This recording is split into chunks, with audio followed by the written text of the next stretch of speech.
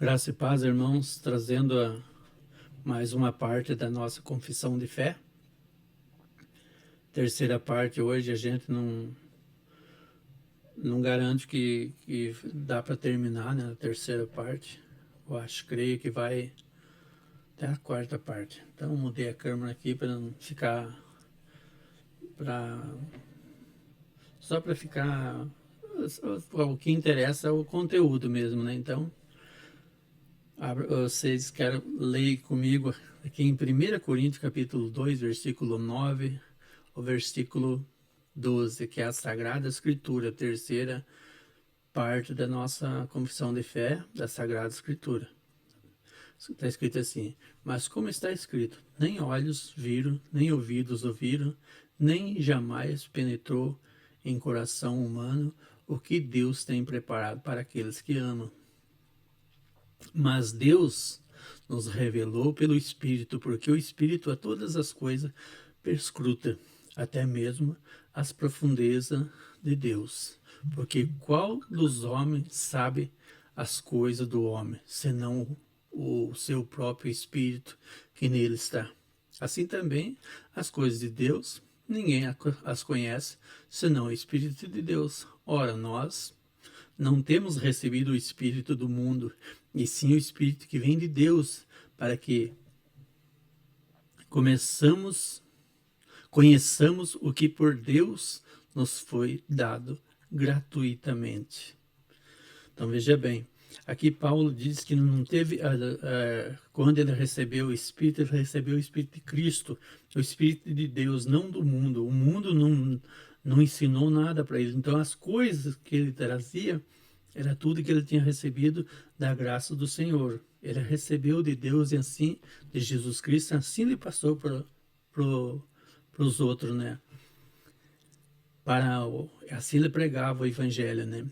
E mesmo assim, 1 Coríntios também, capítulo 11, versículo 13 e 14, está escrito assim: julgai entre vós mesmo, é próprio que a mulher ore a Deus sem trazer o véu? Ou não vos ensina a própria natureza ser desonroso para o homem usar cabelos compridos? Ou inversão de valores, né? No caso da mulher, cabelo curto, e os homens, cabelo comprido. Na época, então, Paulo dizia que era desonra, né, para o homem que tivesse uma mulher dessa e ele tivesse o cabelo comprido e a mulher cabelo curto. Então, para a mulher naquela época tinha que colocar um véu na cabeça e o homem não. O homem não poderia colocar um véu na cabeça. E em 1 Coríntios 14, 26 ao 40, né, que fazer, pois, irmão, quando vos reunis, um tem salmo, outro doutrina, este traz revelação, aquele outra língua e ainda outro interpretação. Seja tudo feito para edificação. Tudo, porém, seja feito com decência e ordem. Na Escritura, não são todas as coisas igualmente claras, nem igualmente evidentes para todos. No 12, né? Mesmo assim, as coisas que precisam ser conhecidas, cridas e obedecidas para a salvação estão claramente propostas e explicadas em uma passagem ou outra, e pelo devido uso de meios comuns, são apenas os eruditos, mas também os indoutos podem obter uma compreensão suficiente de tais coisas. Em 2 Pedro 3,12 diz assim: ao falar acerca desses assuntos, como de fato costuma fazer em todas as suas epístolas, não quais as certas coisas difíceis de entender, que os ignorantes, instáveis, deturpam, como também deturpam as demais escrituras, para a própria destruição deles. Ou seja, o que acontece hoje, né? Quantas pessoas transformam a palavra de Deus na maneira que seja agradável para eles, que seja de acordo com a vontade deles, o que traz, o que é, traz benefício para cada um, né? Então, assim, muitas vezes as passagens da Bíblia que critica, ninguém fala, ninguém diz essa parte, né? Vão mais na parte que traz o entendimento deles, que é bom para nós esse, né?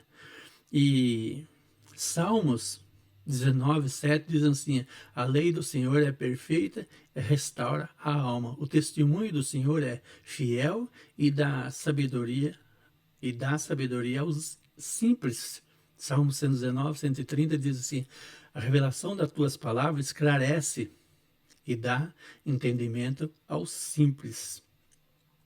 Então, a palavra de Deus dá entendimento, é só você buscar a palavra de Deus certa e uma pregação certa e ter o entendimento para que você caminhe no caminho certo, né? O Antigo Testamento em hebraico, que era a língua vernácula do povo de Deus na antiguidade, e o Novo Testamento em grego, que em sua época era a língua mais conhecida entre as nações, né? Tendo sido diretamente inspirado por Deus, como eu disse, nunca foi inspirado pelo homem, né? E pelo seu singular cuidado e providência, conservados puros no correr dos séculos. São, portanto, autênticos de maneira que em toda controvérsia da natureza religiosa, a Igreja deve apelar para eles como palavra final, ou seja, a palavra da Bíblia é a palavra final, não a palavra do homem. Mas visto que essas línguas originais não são conhecidas de todo o povo de Deus, que tem direito e interesse nas escrituras, que é ordenado a ler, examinar as escrituras no temor de Deus. Os testamentos devem ser traduzidos para a língua de cada nação, ou seja, nossa, português, e se você é alemão, italiano, e assim por diante, né? Então tem que ser traduzido na língua de cada país, né? A fim de que, permanecendo a palavra no povo de Deus, abundantemente, todo adorem a Deus de maneira aceitável e pela paciência e consolação das Escrituras possam ter esperança na palavra de Deus. Em Romanos 3:2 diz assim: muitas sobre todos os aspectos, primeiramente porque aos judeus foram confiados o oráculo do Senhor, de Deus, né? E em Isaías 8:20 diz assim: a lei e ao testemunho, se eles não falarem desta maneira, jamais verão a alva. Então, se você não prega palavras de Deus certo, não prega a Bíblia certa, você jamais verá a alva, a luz, né? Você não terá a luz do entendimento.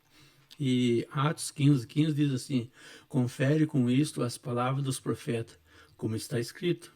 João 5:39, examinai a Escritura, porque julgais ter nela a vida eterna, e são elas mesmas que testificam de mim. Jesus disse isso em João 5:39. Em 1 Coríntios 14, 6, 9, versículo 9, versículo 11, 12, 24 e 28, diz assim: agora, porém, irmãos, se eu for ter convosco falando em outras línguas, em que vos aproveitarei? Se não vos falar por meio de revelação, ou de ciência, ou de profecia, ou de doutrina. Assim vos, se com a língua não disserdes palavras compreensíveis, como se entenderá o que dizei? Porque estarei como se falasseis ao ar. Se eu, pois, ignorar a significação da voz, serei estrangeiro para aquele que fala e ele estrangeiro para mim. Assim também vós, visto que desejais dons espirituais, procurai progredir para a edificação da igreja. Porém, se todos profetizarem e entrar algum incrédulo ou douto, e ele por todo convencido e por todos julgado. mas não havendo intérprete, fica calado na língua, falando consigo mesmo e com Deus. Essa passagem aqui é sobre falar em línguas. Hoje, assim, quase todas as igrejas que você for, tem pessoas falando em língua. O que acontece? Chega uma pessoa lá nova na igreja e vê você falando em língua. Ele não entende nada que você está falando. Vai dar igual aquele de segundo em Atos, no livro de Atos, né, que fala, capítulo 2 do derramamento do Espírito Santo. Ali, todo mundo falava língua estranha, o que era? Japonês, falava língua japonesa, alemão, língua alemão, italiano, língua italiana, português, português. Não isso que estão fazendo hoje. As pessoas vêm falar em língua. Que língua? Qual país, qual é esse idioma que ninguém fala que idioma é? Então, assim, e Paulo, não que ele contestava isso, mas que ele falava assim, se você for falar em língua, fala, mas traduz. Ou tem alguém que traduz por você. Se você chegar no meio de uma igreja e começar a falar em língua lá, quem está entendendo o que você está falando? Às vezes nem a pessoa que está falando entende. Diz ele que ele tem um entendimento. Muitos, não. Se você tem entendimento, amém com isso, né? Mas se você não tem, é como diz Paulo, que é melhor você ficar quieto, né? Então aqui, e Colossenses 3,16 diz assim, habite ricamente em vós a palavra de Cristo, instrui vós e aconselhai-vos mutuamente em toda sabedoria, louvando a Deus com salmos e hinos e cânticos espirituais, com gratidão em vossos corações. A igreja infalível de interpretação das Escrituras é a própria Escritura, portanto, sempre que houver dúvida quanto ao verdadeiro e pleno sentido de qualquer passagem, sentindo que não é múltiplo, mas um único. Essa passagem deve ser examinada em confrontação com outras passagens que falem mais claramente. Então, se você tem dúvida num versículo, pegue outro versículo que diz quase a mesma coisa. Então, sempre tem em outra passagem que vai falar mais ou menos sobre aquele para você ter um entendimento. Ou você busca uma pessoa que tem um entendimento, né? Então, 2 Pedro, capítulo 1, versículo 20 e 21, diz assim, sabendo primeiramente isto, que nenhuma profecia da Escritura provém da particulação e elucidação, porque nunca, jamais qualquer profecia foi dada por vontade humana. Entretanto, homens santos falaram da parte de Deus, movido pelo Espírito Santo. Atos 15, 16, diz assim, confere com isto as palavras dos profetas, como está escrito, cumpridas estás coisas, voltarei e reedificarei o tabernáculo caído de Davi, e levantando-se da sua ruína, restaurá-lo-ei. Aqui o que diz? Jesus Jesus está dizendo isso aqui, que cumprir as coisas, voltarei e reedificarei o tabernáculo de Davi. É a segunda vinda de Jesus Cristo, que diz aqui, restaurará o quê? A segunda vinda dele vai ser para o juízo final, a restauração de todo o reino de Jesus, né? Então, aqui nessa parte que diz, o juízo supremo pelo qual todas as controvérsias religiosas devem ser resolvidas e todos os decretos e concílio, todas as opiniões de escritos antigos e doutrina de homens devem ser examinadas e os espíritos provados. Não pode ser outro senão a Sagrada Escritura. Entregue pelo Espírito Santo nossa fé, recorrerá à Escritura para a decisão final. Mateus 22, 29 a 31 diz assim: respondeu-lhe Jesus, não errais, não conhecendo as Escrituras, nem o poder de Deus. Tem muita gente que prega sem saber o que é a Escritura. E quanto à ressurreição dos mortos, não tendes lido o que Deus vos declarou?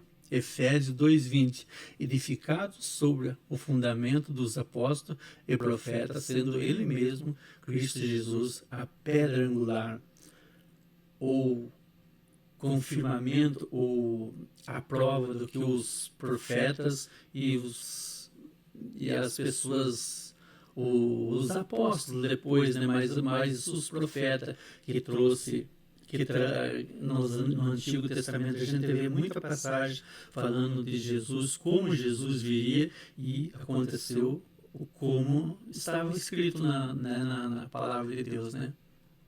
Então aqui em Atos 28, 23, havendo-lhe eles marcado um dia, vieram em grande número ao encontro de Paulo na sua própria residência. Então, desde a manhã até a tarde, lhes fez uma exposição em testemunho do reino de Deus, procurando persuadi-los a respeito de Jesus, tanto pela lei de Moisés como pelos profetas. Então aqui, meu irmão, a gente termina o primeiro capítulo da Sagrada Escritura da nossa confissão de fé. A gente passa para o segundo capítulo da próxima, que é Deus e a Santíssima Trindade, que é o segundo capítulo. Espero que vocês tenham gostado e aproveite bem esse estudo, porque é único, poucos estudos sobre a fé, a nossa fé batista, a nossa confissão de fé batista reformada de 1689, confissão de fé batista reformada. Poucos estudos vocês vão ver sobre esse tema. Então aproveite, inscreva no canal, compartilhe com seus amigos para que esse estudo chegue às mais pessoas e ganhe mais pessoas para o reino de Deus. Fico muito feliz, agradeço a cada um de vocês que já se inscreveram no canal, que curtiram os outros vídeos. Continue assistindo e compartilhando os vídeos. Ficamos por aqui, até a próxima, que Deus abençoe, a graça e a paz do nosso Senhor Jesus Cristo abençoe a cada um de vocês. Amém? Glória a Deus.